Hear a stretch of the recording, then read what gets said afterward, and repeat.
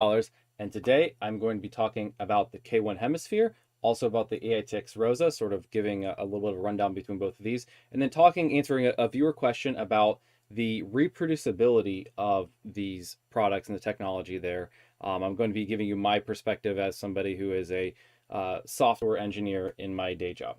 Before I begin, let me remind you that I'm not a financial advisor or a financial professional of any sort. All opinions that I express in this video are mine and do not represent those of any company or any other individual. I currently hold a long position in Knightscope. I do not hold any position currently in AITX. So this video should be for your entertainment purposes only, because I could be wrong about everything I say in this video. You need to do your own research before making any investment decisions. So this video was prompted by two things. Number one, the release of the K1 Hemisphere and the obvious similarities between the AITX ROSA. I mean, they are not exactly the same, but they are sort of a similar form factor and serve a similar purpose.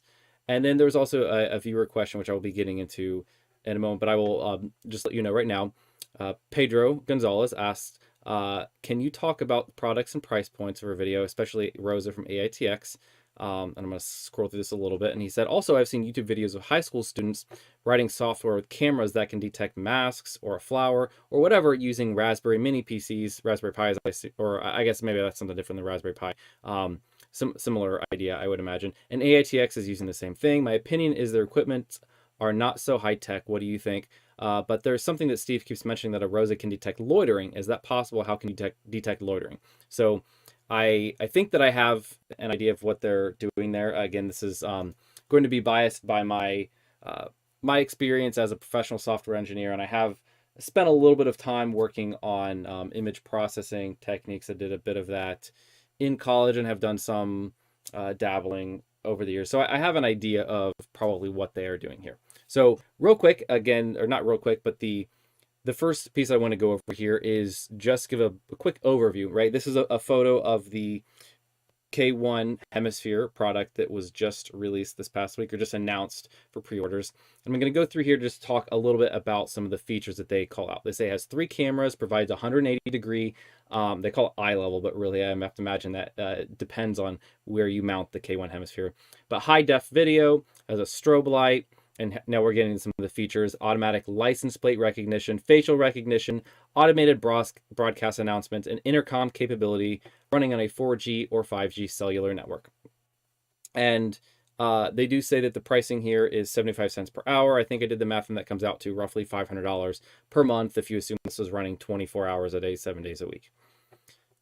So that is the K1 Hemisphere, super brief overview, but really we don't have a whole lot more information than that that's publicly available at the moment. And then this is the AITX ROSA. There's a photo of one that is deployed somewhere, and just looking over its list of features, it's going to sound very similar.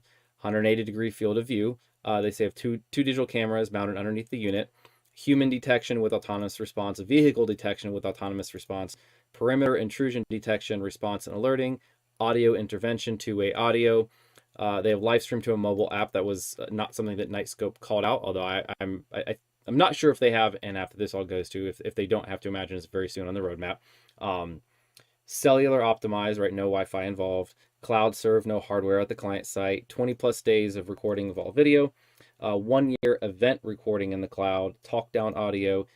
Neon charging per customer SOPs. LED changing on the customer SOPs, right? And so those would be their operating procedures. And then it takes standard 110 volt power requirement. They say you can deploy it in 15 minutes. So sorry, I know that was probably a little bit tedious. So again, looking at these two products, they have a lot of overlapping features.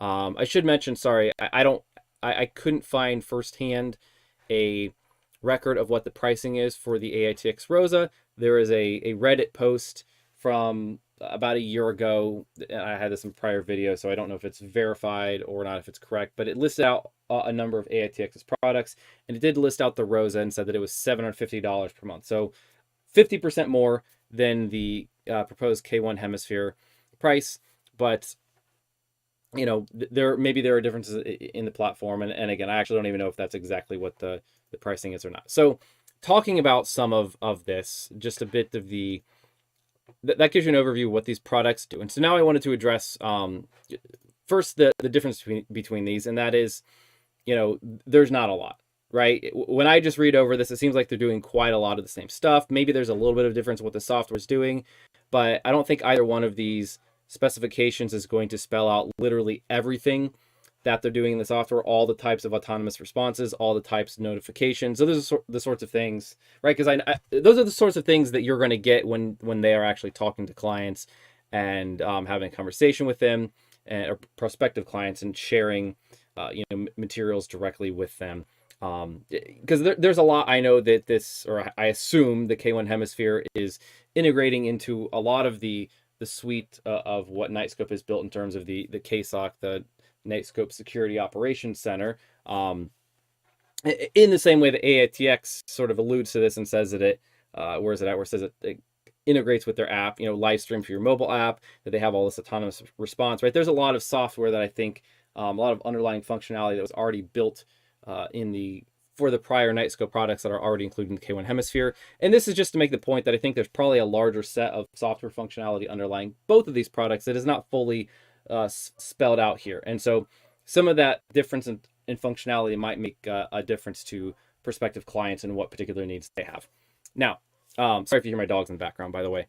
Now, one other thing here that I wanted to address is really, Pedro asked, seems like these aren't really that high tech, right? He was talking about the AITX ROSA. I think you can make the same argument for the K1 Hemisphere, because, I've seen high school students writing software, that has a camera that can detect stuff. How high tech is that, right? Can people, and I think the real question here that's relevant as an investor, right, is, does this company have a moat because of their technology? How reproducible is this? And I'm going to give an sort of an initial answer, which might make you question, why am I invested in Knightscope? And that is, I think this is reproducible, right? Nothing here that they have is groundbreaking. And first, I'll address what I think, you sort of called out as maybe one of the more complicated things that they have. And they said loitering detection. Right? They have a brief description of this up here where they say, and I think this is spelling out sort of what the feature really is underneath the covers. An internal countdown timer may be activated when ROSA detects a human,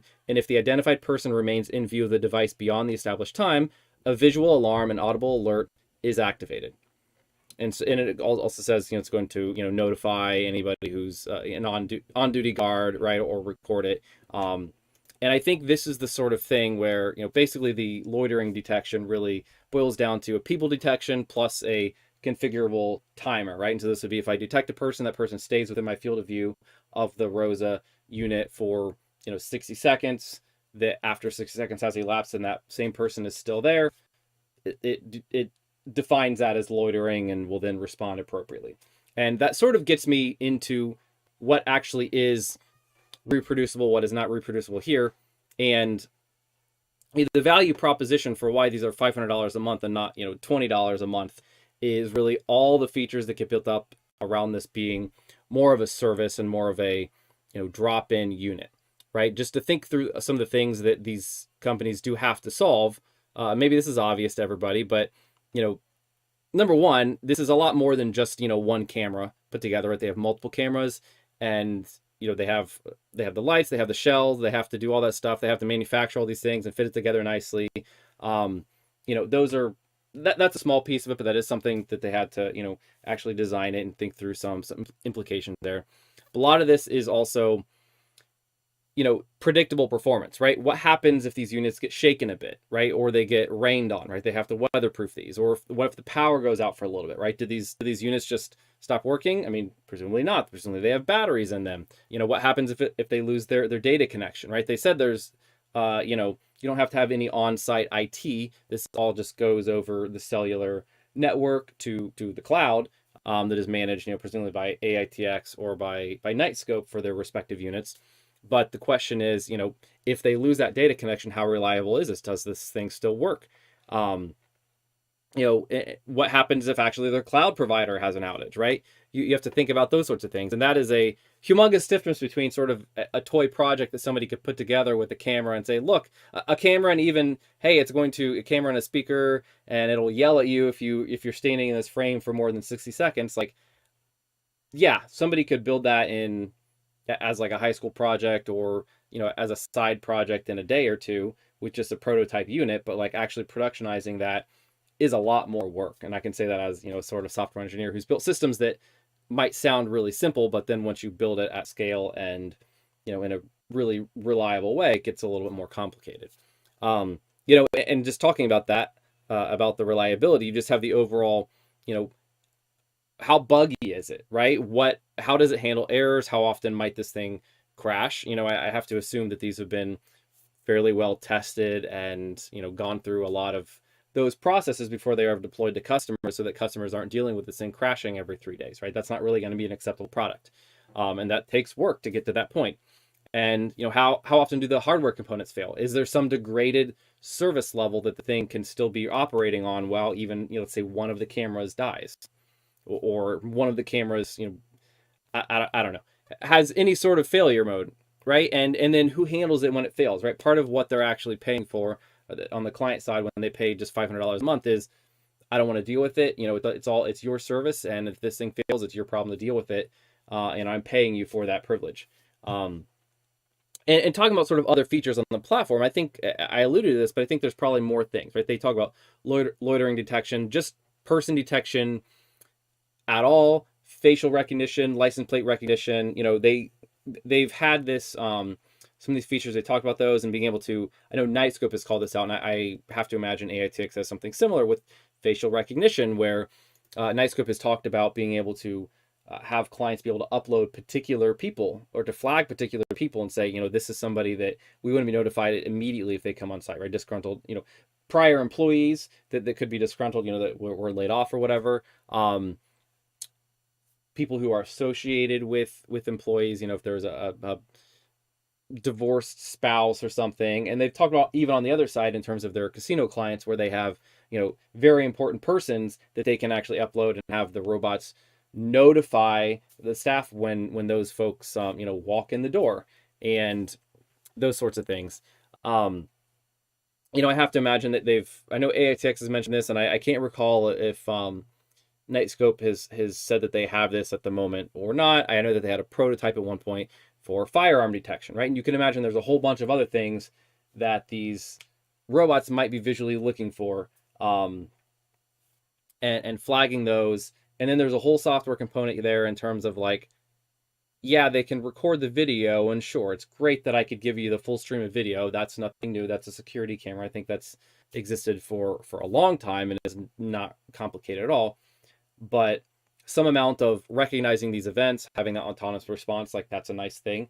Also, autonomous response in terms of, the knobs that they have right now, or the features, I should say, to autonomously respond is audio and then the lights, right? And I think both of these products do have that. I think Knightscope doesn't have quite the nice LED array that the Rosa does, or that something like that it seems to be there, but it has the strobe light and has some lights on here.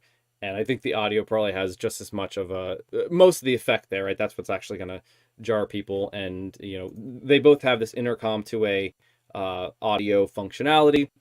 But I mean, there's a lot of other features in the software there, what I was getting at, to identify these events, be able to actually store those events. And let's say, for the security professionals to be able to see that this particular event happened at this point in time, to see sort of a timeline of events that happen, right? Those are all sort of the features that clients are going to want, that, just take time to develop and actually take time to figure out what is it exactly that people want to be able to do with this, right? How do security professionals operate? What needs do they really have? And those are the sorts of things that are, again, sort of not called out here, not obvious to the just general public, but that these companies have been working on behind the scenes for years at this point.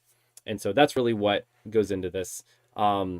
They talked about having their own apps and having sort of customizable notifications. I've seen that before. So that's a lot of what goes into these products. And so to really say like, hey, is this reproducible? Like, to give my honest opinion, I don't think they have a super complex product that couldn't be copied.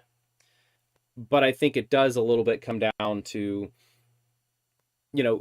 it's easy to make a prototype that has some bit of this functionality, but you can't actually sell that prototype, right? There's a lot more of these components and these pieces in order to build the full platform that you need. Not to mention, both of these companies have other products, other form factors. And I think, you're going to see that be a much bigger factor, right? For somebody to say, hey, we can sell you a unit that just looks like this versus we can sell you a unit that looks like this.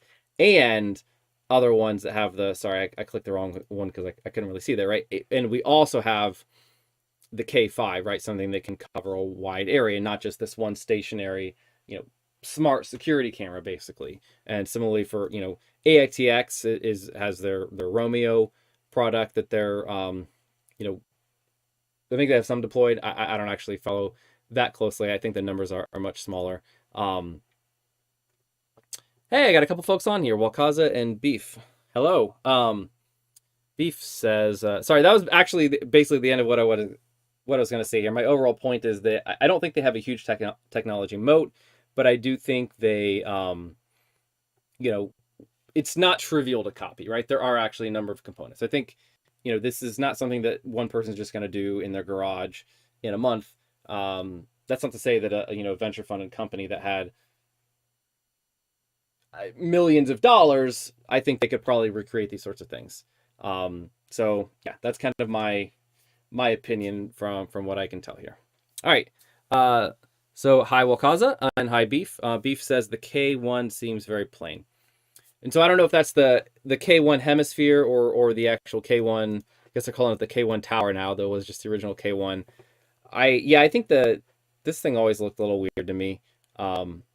More weird than the K5 and the K3. Like those kind of make sense to be this little R2D2 type thing. This one was always looked a little funny.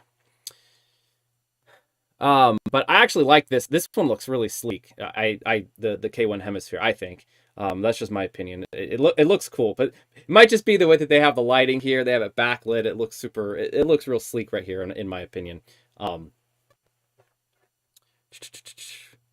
Beef says, hi Dustin. Do you know if they have plans to have the K1 able to dispatch the K robots?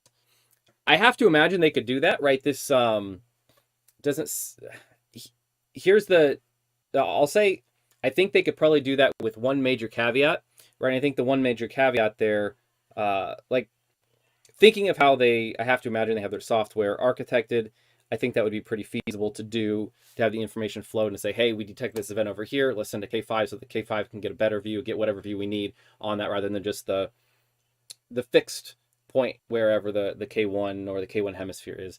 But the one caveat I would have for that is, the K5s also have to stay within range of their charging stations, right? And so that might be a problem depending on how large this property is.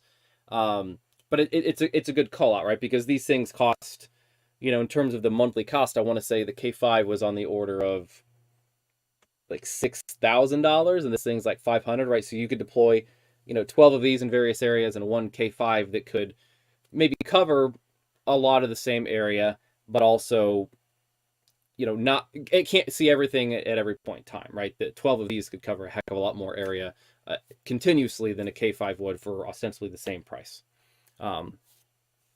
Not plain at all, Wakaza says. Yeah.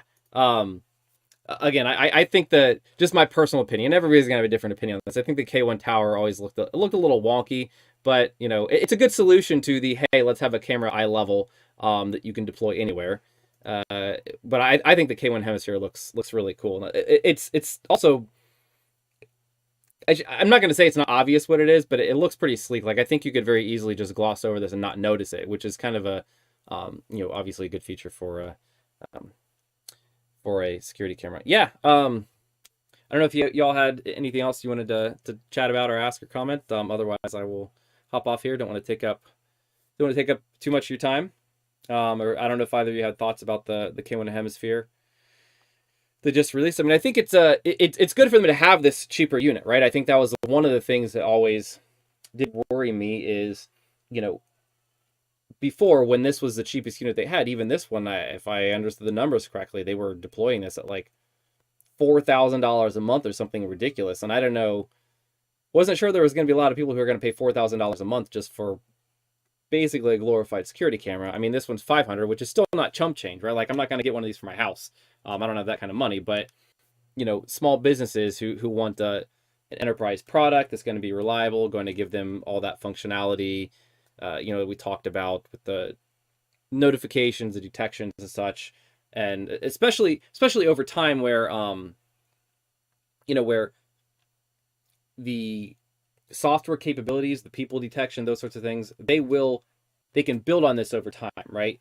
Part of this is also just having that platform where as they develop new detection capabilities and new software features, that can be pushed to these units, and they get new functionality for effectively, clients get it basically for no additional cost. Yeah. Well, Kaza says, Beef first said, it looks nice. And while Kaza says you can put the K1 in high-rise condo in a common area that watches the elevator on both sides of the hallway. Yeah, absolutely. Right. And I mean, again, you do have to think about what are the alternatives, right? And some of this, I think, gets down to, I have to imagine this costs more than the cheapest security camera solution that you could get, right? There's probably a lot of those that cost a heck of a lot less than this. I think you're going to put this somewhere where you want some of that autonomous. I think there's two major use cases for this, right? Number one is someplace where you want that autonomous response, or let me say three use cases. Or number two, if you want that remote security guarding capability, right? The Knightscope Plus, where this is 75 cents an hour. Knightscope Plus is $2 an hour. You do the math on that, $2.75 an hour. Let me do that real quick. I think I know the answer, but I'm going to just do it here.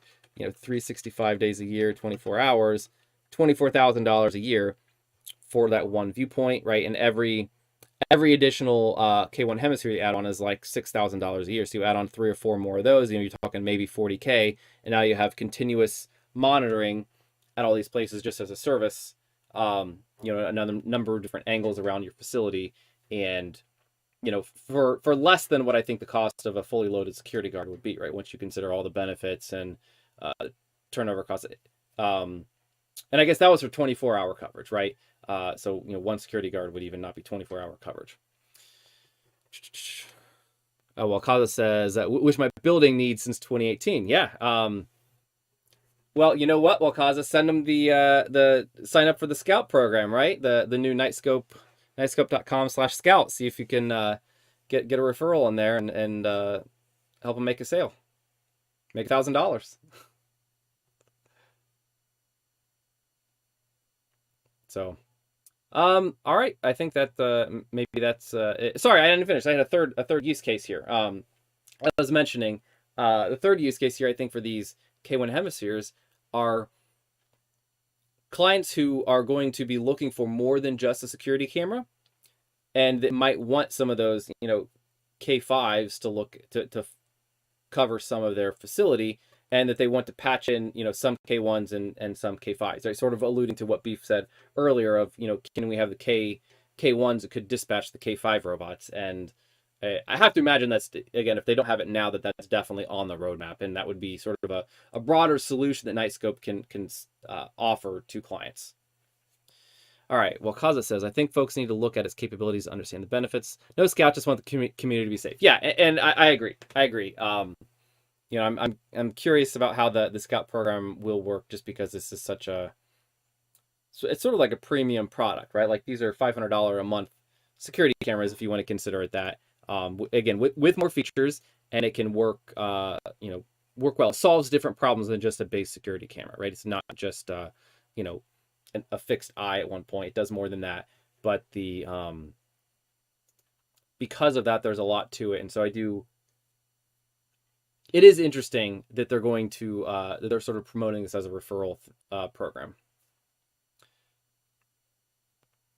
So, all right. I think that might be the end of it. I probably will hop off soon. I'll be watching the chat just for a little bit longer. But otherwise, I will say to anybody else first of all, thank you to Beef and Wakaza for having you on here. I love having y'all on the stream. It's great. For anyone else who is watching this after the fact, I do these streams usually around. I did this one actually early tonight. Things have been off recently, so I'm hopping on when I can. But 9, 10, 11 p.m. usually in that time frame, Eastern U.S. time. I try to do as many days between Sunday and Thursday as I can. Can't always hit all those. Sometimes fail miserably on a lot of that, but that's my intention. So let's see anything new on the chat, because I've been rambling for 45 seconds or a minute now. Doesn't look like anything new, so I'm gonna hop off. Beef says, thanks, Dustin, for your update. Thank you for hopping on. And, feel free, if you all have comments or questions, please leave them on my videos. I love that. Lets me know what people are actually thinking, right? When I have questions like this, it's super helpful for me to know that this is stuff that people are actually interested in. Because I'm interested in all this. Right? I could talk for hours. But yeah. Anyways, and Walkaza says, thanks, Dustin, mahalo. Well, thank you, and have a good one.